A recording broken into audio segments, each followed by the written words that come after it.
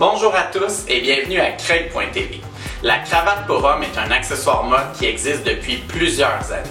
Elle était surtout au début associée à l'uniforme de travail ou encore lorsque l'homme portait un complet. Au courant des années, la cravate a subi plusieurs changements, passant d'une largeur de 12 cm dans les années 60 pour ensuite se réduire à une largeur de 5 cm au milieu des années 80, ce qui donna naissance à la cravate slim. À ce jour, la cravate est un accessoire mode incontournable avec lequel nous pouvons beaucoup s'amuser grâce à ses impacts de textile, d'imprimés et de couleurs qui nous sont proposés à l'infini. Je vous présente donc aujourd'hui 3 façons simples de nouer sa cravate avec des styles au goût du jour.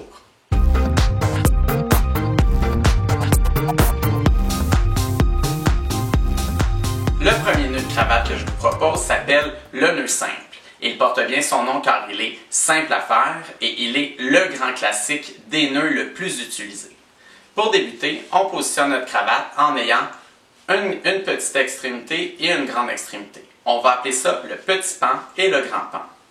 Je positionne le grand pan par-dessus le petit. Je viens ensuite tourner une fois ma cravate en dessous du nœud pour ensuite recouvrir comme ça au devant et passer en loupe ma cravate dans l'effet triangle du haut, ce qui vient former mon nœud. Je n'ai ensuite besoin que de rétracter la cravate et la positionner à la bonne longueur. Le nœud simple donne un nœud étroit et déconstruit. Il est donc idéal pour l'homme qui préfère arborer un look décontracté et urbain. Comme deuxième nœud, je vous propose le nœud demi-Windsor. C'est celui qui va ressembler beaucoup au nœud Windsor, mais qui au final fera un nœud plus petit et moins épais. Pour débuter, on pose le grand pan par-dessus le petit pan. On vient l'insérer dans la zone triangle du haut. Je tiens toujours mon nœud ici avec mes doigts. Ensuite, je passe derrière le nœud pour ensuite recouvrir le devant du nœud et créer ma loupe. Au final, je le repasse dans la zone de triangle, ce qui vient faire mon nœud pour ensuite le coulisser comme ceci. Pour un résultat élégant et triangulaire, le nœud demi-Windsor sera de préférence attribué avec une chemise à col classique.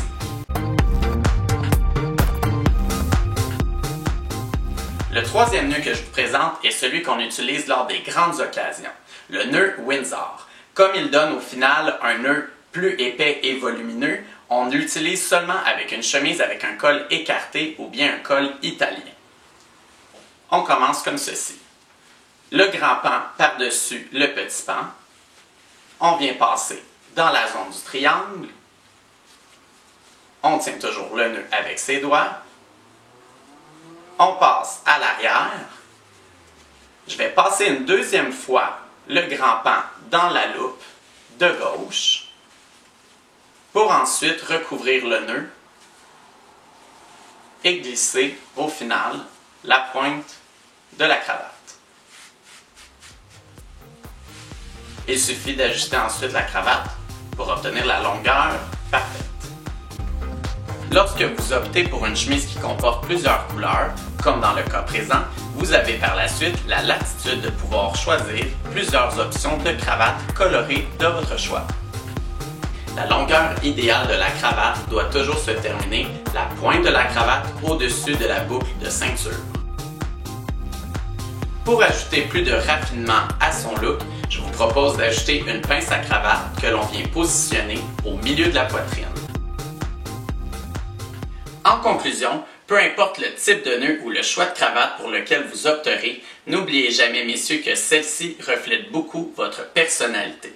Pour ma part, je vous dis à la prochaine pour une future capsule Craig.tv.